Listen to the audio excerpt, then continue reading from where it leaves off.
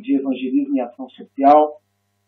A sua oração vai ser uma bênção para as nossas vidas. Ore para que Deus nos guarde, para que Deus levante voluntários, para que Deus envie recursos humanos, espirituais e financeiros, para a gente continuar fazendo a obra dele. Pai, nós queremos te agradecer por esse momento tão maravilhoso que o Senhor nos dá. Obrigado pela vida do pastor Pedro, de abrir esse espaço no púlpito da sua igreja, para que eu possa estar apresentando aos irmãos um pouquinho daquilo que nós estamos fazendo. E pedir para eles que nos ajudem em oração. Eu preciso da oração deles, nossa equipe precisa da oração dessa igreja. Nós queremos orar em primeiro lugar pelo Haiti. Tenha misericórdia do Haiti, Senhor. Visita o Haiti, Pai. Essa nação precisa do teu toque. Quebra o principado do vodú naquela nação. Liberta essa nação das hostes do mal. E levanta pessoas cheias do teu amor para irem àquela nação. Não somos só nós que estamos trabalhando ali. Nós conhecemos tantos ministérios abençoados que estão fazendo bem aos haitianos. Abençoe esses homens e essas mulheres que estão partindo para lá e que estão sendo um refrigério para o coração daquela nação. A tua palavra diz que o Senhor é o Pai dos órfãos. Com certeza os teus olhos estão naquela nação de milhares de órfãos. O que nós te pedimos é que o Senhor nos ajude a sermos instrumentos para levarmos a tua paternidade a esses órfãos que estão naquela nação. Nós abençoamos o Haiti e abençoamos também as regiões mais carentes do Nordeste do nosso Brasil. Pedimos que o Senhor nos use, Senhor, das 100 cidades mais pobres do Brasil, 77 estão no Piauí, no Maranhão. É o lugar onde nós estamos concentrando a nossa força.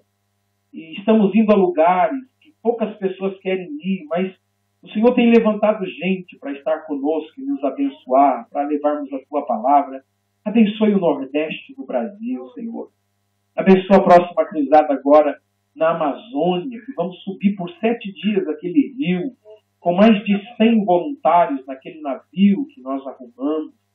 Envia recursos, envia poder do teu Espírito Santo, envia graça, que cada voluntário seja banhado com o teu amor. Em nome de Jesus, em Manacapuru, em Altazes, em Castanha, em Careiro, em Manaus, em Tefé, onde nós vamos estar trabalhando, ser conosco, meu Deus. Cada membro da equipe seja visitado pelo Senhor e receba da tua graça.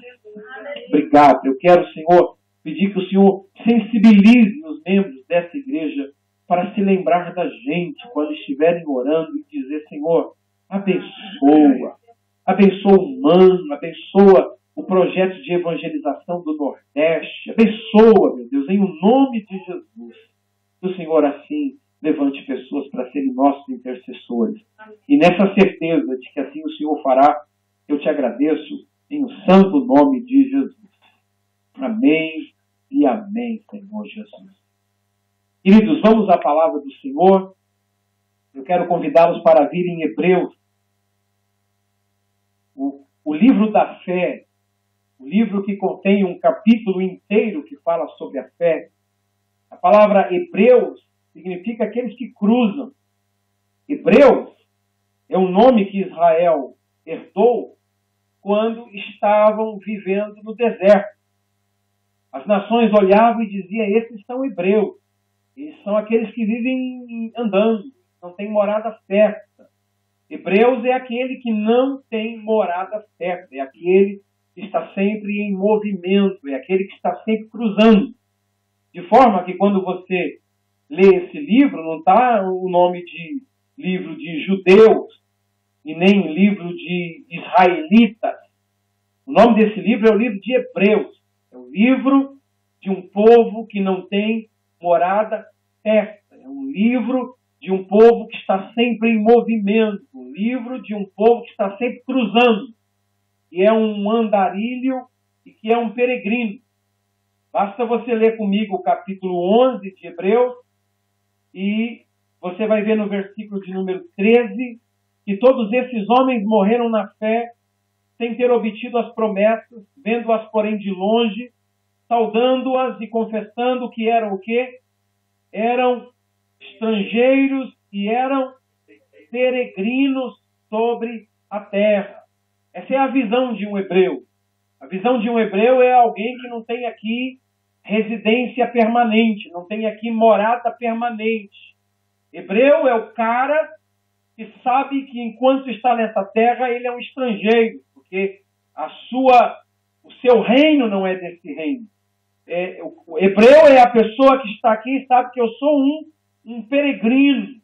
Eu sou uma pessoa que está só de passagem aqui nessa terra. Eu não vou viver eternamente. Então, quando você for ler o livro de Hebreus, leia nessa perspectiva. É uma mensagem dada a um povo que não tem aqui nessa terra uma morada permanente. Por isso esse é um livro que trata da fé. Porque a fé é o quê? A fé, capítulo 11 de Hebreus e versículo 1. O que é a fé? A fé é a certeza, é o firme fundamento das coisas que se esperam e a convicção dos fatos não se veem. Então veja que fé está falando de coisas que se esperam, não chegou ainda. E fé está falando de coisas que não se enxergam, não se veem. Mas a fé é aquilo que coloca, qual é a palavrinha que é usada aí? A fé é o firme fundamento. A fé é essa coisa que coloca uma esperança tão grande em você que você pode dizer, eu tenho um fundamento. Mesmo que os meus olhos físicos não veem, mesmo que a minha mão não apalpe, mesmo que eu não possa provar com o meu paladar, nem com o meu tato, nem com a minha audição, nem com o meu olfato, nem com a minha visão, que os 5 sentidos não podem experimentar, mas a fé coloca um fundamento, e nesse fundamento eu posso me apoiar. Eu não vejo, mas eu sei que existe. Aleluia. Eu não cheguei lá, mas eu sei que lá é o lugar aonde eu vou estar. Amém. Aleluia. Então a fé faz você enxergar o invisível, porque essa é a definição de fé no versículo 3 de Hebreus 11. Pela fé, entendemos que o universo foi formado pela palavra de Deus, de maneira que o visível veio a existir das coisas que não aparecem, que não se veem. Isso é fé. A fé é essa graça que Deus nos dá de você entender que as coisas visíveis hoje, elas existiram antes de existir. Isso é fé. Por exemplo, esse púlpito, ele antes de existir, ele existiu.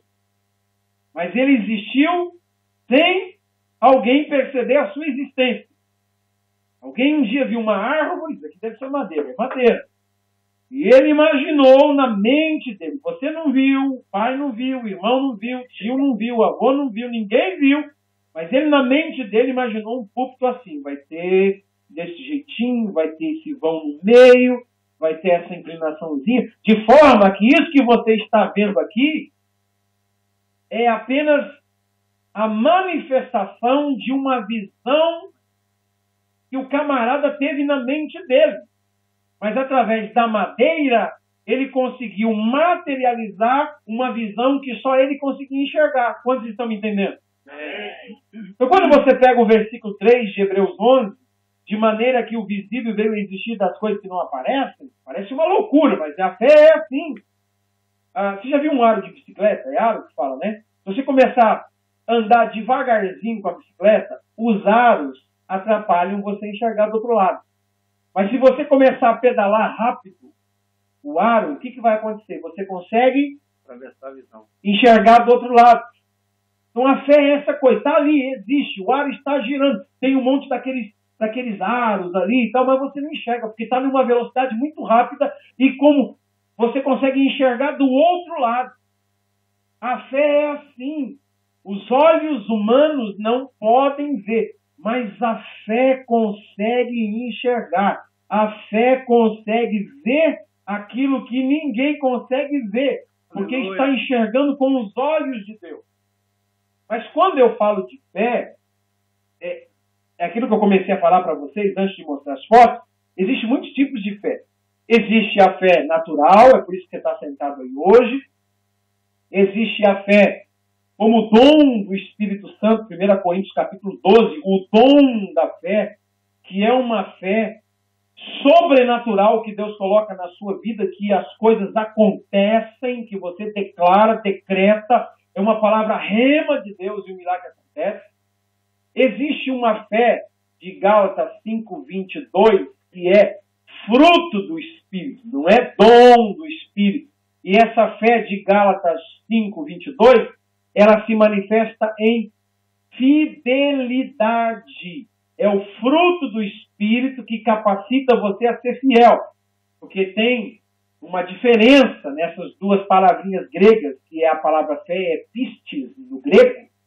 Quando você vê Sadraque, Mesaque e Abednego, e o rei diz assim, vocês vão me adorar, porque se vocês não me adorarem, eu vou lançar vocês na fornalha de fogo ardente. Aí aparece a fé dos três. Qual é a fé dele? Ó rei, fica sabendo que o Deus a quem nós servimos, ele nos livrará da tua mão e da fornalha de fogo ardente a quem tu mandastes aquecer 7 vezes mais. O que é isso? É fé. Deus vai nos livrar. Mas aí entra a fidelidade. Não é apenas o carisma, é o caráter. Não é apenas um dom, é um fruto. Qual é a fidelidade? Fidelidade é quando Sadraque, Mesaque e Abednego disseram assim, ó rei, fique sabendo que se o nosso Deus não nos livrar da tua mão e nem da fornalha ardente, saiba que mesmo assim Aleluia. não vamos adorar a tua imagem. Ou seja, a gente morre, mas a gente não adora. Então ali tem fé e ali tem fidelidade. Na fé é, Deus vai me livrar. E a fidelidade é, mesmo que ele não me livre. Aleluia. Então existem muitos tipos de fé. Atos 6, versículo 7 diz, e muitos sacerdotes convertendo-se obedeciam à fé. Que fé é essa que eles obedeciam? O conjunto de doutrinas apresentadas pelos apóstolos. É fé nas Escrituras. Agora, quando você lê Hebreus e começa a falar de fé, você precisa entender que qualidade de fé é essa que o livro de Hebreus está tratando. Não é o dom da fé, não é a fé para mudar circunstâncias, não é a fé para transformar o seu cotidiano aqui, mas é uma fé que tem a ver com a eternidade. É uma fé que mesmo que as coisas aqui na Terra não aconteçam conforme você desejaria que viessem a acontecer, mesmo assim essa fé diz, não tem problema, a minha fé nele eu não perderei, porque a minha morada eterna não é aqui. Aqui tudo é passageiro. Lá tudo dará certo. Então venha comigo.